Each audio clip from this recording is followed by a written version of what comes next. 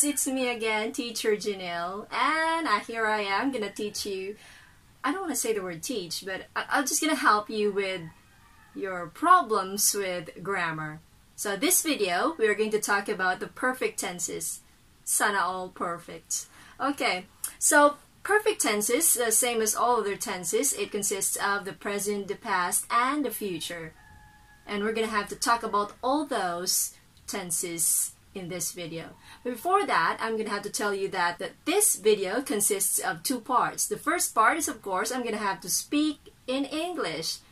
I will explain the perfect tenses in English. And the second part is I'm gonna discuss it, explain it in Bisaya, in Cebuano, but 70-30, 70% Cebuano or Bisaya and 30% still English. It's still an English class, is it not? Okay. So the perfect tenses. Perfect talaga. So among the tenses, we are actually looking at the more complex tenses of the verb. The present perfect, past perfect, and the future perfect tense. Okay, so let's start with the present perfect. So what is the form of the present perfect? That is has or have plus the past participle of the verb. What is the past participle? What am I talking about? Remember when you had to memorize buy, bought, sing, sang, sung, eat, ate, eaten? Remember those? The third column, that is the past participle. So the bought, the sung, and the eaten, that is the past participle. And you'd have a list of all the past participles. Your best friend Google can provide you that. So don't fret, don't worry about it.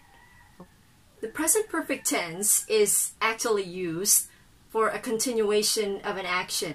So to express a continuation of an action or a repeated past action, or if not, an indefinite past. So that's the perfect tense. Why are we talking about the past in the present? Yes, because the perfect tense, from the word perfect itself, that would mean that the action has been completed. So we are actually talking about actions that are completed. That's why they say it's perfect. Completed, complete. So let's talk first about the first indefinite past. Mark has played that song. The verb is has played. So this means that Mark, sometime in the past, has already played that song. That would make it a perfect tense that indicates an indefinite past. So that would fall into the present perfect tense. For repeated past actions, for instance, my team has won this competition for the third time. So there has been a repetition of winning. So they have won 3 times, but it doesn't mean they're going to win again. There is no assurance that the action is going to repeat once more. So you are just stating the fact that the action has been done, has been repeated for a number of times, but there is no assurance that it will happen again. Lastly, the continuation of an action. Continuation, so that means something has been started. His parents have lived together since their wedding. What is the continuation of an action there? Living together. So since they wed, since they were married, they have lived together and they're expected to live together because they're husband and wife. And they've been married, so we have this notion that they are still going to go on living together as they have the license to.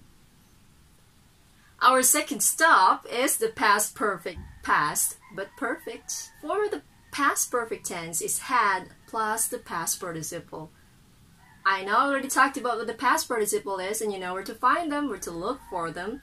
I may not be able to give you a list here, but perhaps the link will do in the description. Past perfect tense are used for 2 purposes.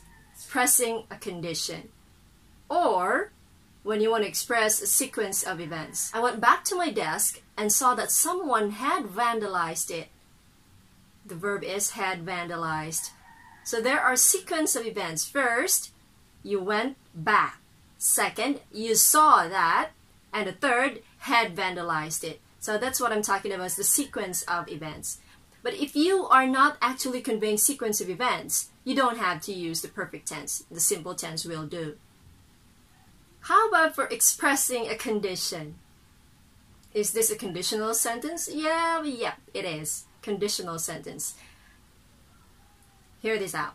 If I had returned immediately, I would have caught the culprit. So had returned, that is the condition. So this means that the past perfect tense is found in a statement that expresses the condition. In this statement, the condition is, if I had returned immediately, that is the condition. Then again, the past perfect tense expresses two things.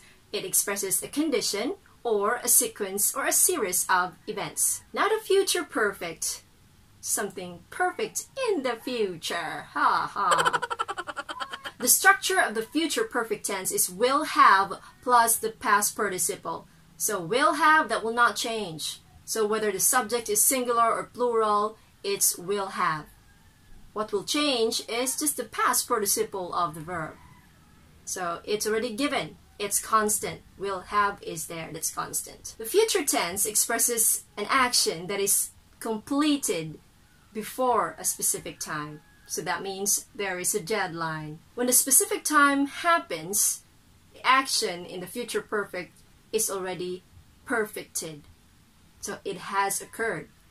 So it does not go on or after the time specified. So it should be completed, it has happened, it has occurred before the time specified. So, deadline. Okay? I will have left the country at midday. So this means that will have left the country by midday. This means that when midday comes, he already has left the country. He's gone. The meeting will have ended when the food delivery arrives.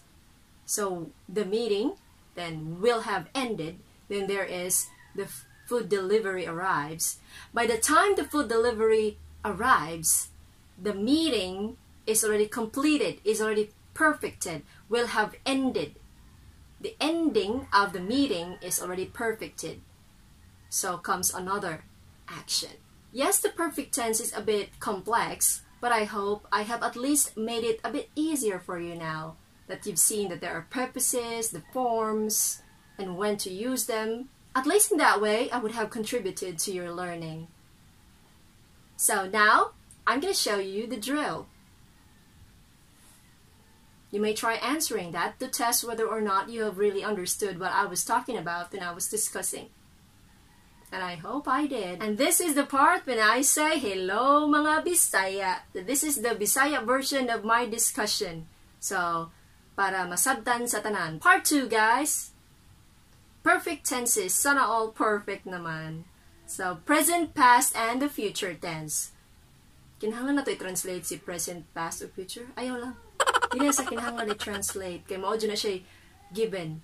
So, unahan na to ang present perfect tense. So, ang iyang forma, structure niya is has or have plus the past participle. Kanang past participle, guys, nakahinumdum sa una, magsitag nga, kay mag-memorize taan ng buy, bought, swim, swam, swam, teach, taught, see, saw, seen. O, diba? Kanang mga inana. So, kanang ikatulo, katong si bought, si taught, ug seen. Mo na sila mga past participle. Ug dili mag-uol kay naay daghang lista sa past participle sa Google, di ba? Wala joy dili matubag ni Google. Ikaw lang joy mo tarong og pangutana para matubag ka. Perfect na expression sa tulo ka sitwasyon. Continuation of action. Mo ni usa. So naay nahitabo nga gipadayon. Or repeated past action. Gibalik-balik nga nahitabo na.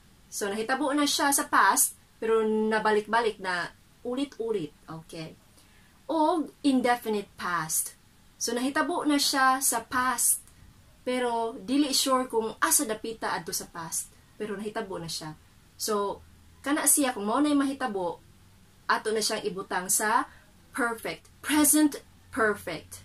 Kay perfect yan ibut ipasabot, nahitabo na, nakumpleto na, napurma na. Muna ipasabot sa perfect tense. Mga action nga nahitabo na, nakumpleto na. para di ta maglibog nganong perfect siya.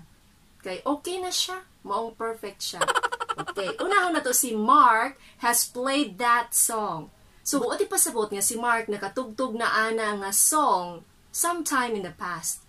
So, ang pagtugtog niya, pag-play niya sa song, completed na, nahitabo na, in the past.